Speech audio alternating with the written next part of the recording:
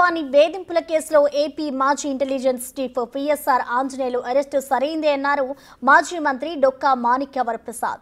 YCP హయాంలో intelligence chief గా పనిచేసిన ఆంజనేయులు వైసీపీ అధిష్టానం చెప్పినట్లు చేశారని ఆరోపించారు.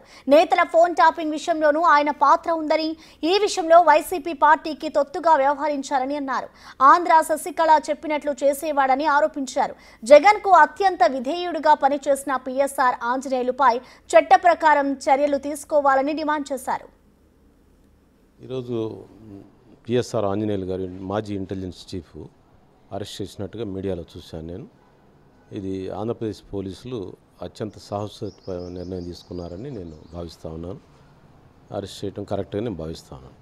ఎందుకంటే ఆ జిత్వాని అని చెప్పి ఆవిడ సినిమా యాక్టర్, బాంబేలో సినిమా యాక్టర్. అక్కడేదో ఒక పారిశ్రామికకి ఆమెకి ఏదో వివాదం వచ్చింది.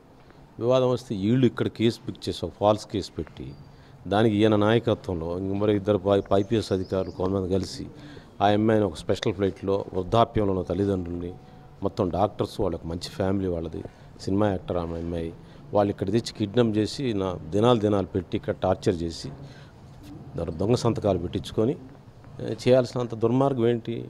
ఆ స్థాయి అధికారి అలా చేస్తాడా? అంటే వచ్చున్నత అధికార స్థాయి అంటే అదేనా చేసేది? దానికి ఏమి శిక్ష ఉండదా? దానికి ఏమి నేరం బుక్ చేయరా? దాన్ని ఎట్లా డిఫెండ్ చేసుకుంటున్నారు నాకు అర్థం కాదు. తప్పు చేశారు, భగవంతుడు సాక్షిగా చెప్పానండి, నేను నేరం చేయలేదని ఆయన వెంకటేశ్వర స్వామి ప్రమాణం చేయమని చెప్పండి. అది తప్పు కాదని చెప్పండి. ఎవరినైనా ఈ రాష్ట్రంలో ఆ అమ్మాయిని కిడ్నాప్ చేసి తీసుకురావడం కరెక్ట్ అని చెప్పమానండి చూద్దాం. ఏందది? తప్పు జరిగిందని ఒప్పుకోండి. ఏ పరిస్థితుల్లో జగన్ని సంతృప్తిపరచాలి, జగన్ దగ్గర నేరాలు ఘోరాలు చేయాలి, రక్తపాతం చేయాలి, జగన్కి వంటకం వండాలి.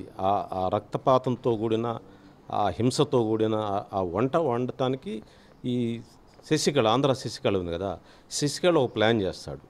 ప్లాన్ చేస్తే ఆ ప్లాన్ చేసిన వాళ్ళ మీద కావాల్సిన దినుసులు, ఇన్పుట్స్, మంత్రాలన్నీ చదువుతాడు.